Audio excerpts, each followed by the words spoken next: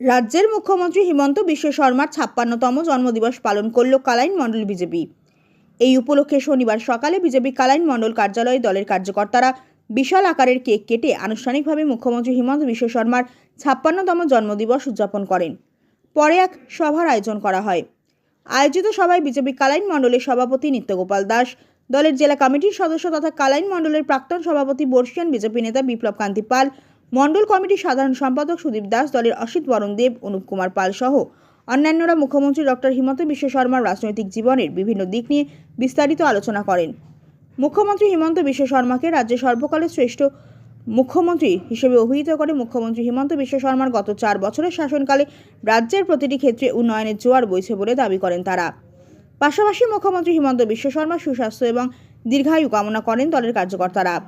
আয়োজিত সভা শেষ লগ্নে মুখ্যমন্ত্রীর জন্মদিন উদযাপন উপলক্ষে কালাইন হাসপাতালের রোগীদের মধ্যে ফলমূল বিতরণ করা হয়। হিলাল চৌধুরীর প্রতিবেদন, RTN বরাক লাইভ, কালাইন।